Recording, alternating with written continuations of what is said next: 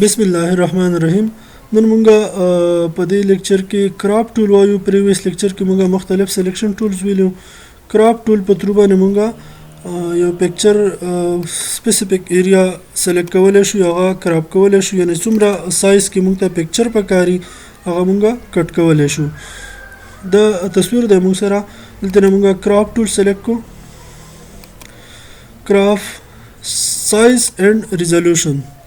سایز ریزولوشن مونږه بدی جنا سلیکټ کو. مثلا پاسپورت سایز پکچر د لپاره ما 1.25 انچ او 1.75 انچ ریزولوشن مولا 250.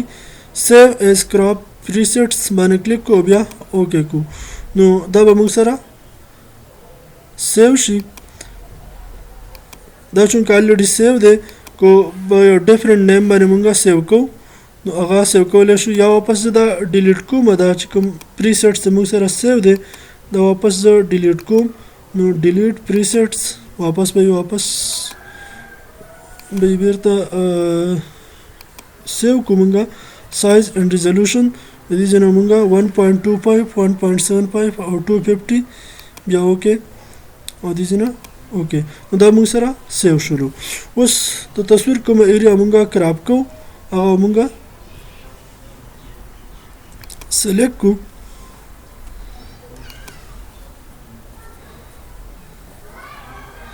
بیک گراوند نه آؤٹ سائڈ ایریا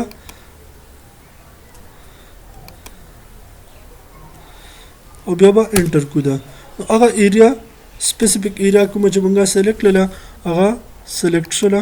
بیک گراوند نه تی ډیلیټ شولو کراپ.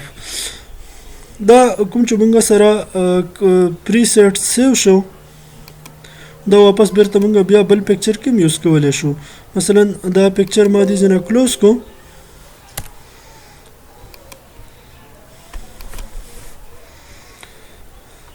بل یو پکچر اوپن کو. دا یو صاحب پکچر مونږه اوپن کو. دې ځنه مونږه سلیکټ کو چې کوم پاسپورت سایز پریسیټس مونږه سیو کړی دی 1.25 انچ 1.75 انچ او 250 ریزولوشن. دا به مونږه سلیکټ کو او دا غینه پس و مونږه کوم ایریا چې مونږه کراپ کو هغه مونږه سلیکټ کو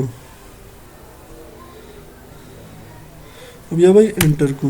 دا مونږ سره سپیسیفیک ایریا کوم چې مونږه سلیکټ کړی و کراپ په تور باندې 1.25 او 1.75 انچ هغه مونږ سره سلیکټ شوله.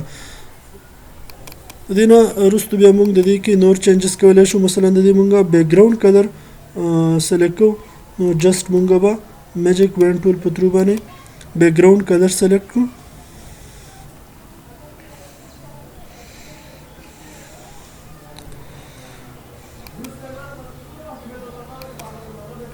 دا به دې نه کنټرول ایکس سره کټ کو او بل یو لیر باندې یا په دغه لیر باندې مونږه کلر به مونږه پینټ بکټ ټول سلیکټ کو او کلر به پکې ډراپ کو. کنټرول او بریکټ کی سره مونږ د لیر پوزیشن مخ کې رسته کولای شو، یعنی بیک گراوند لیر چوتراله او اوس مونږه تصویر په افر راوس تصویر مونږه اپ کولای ان کولای شو.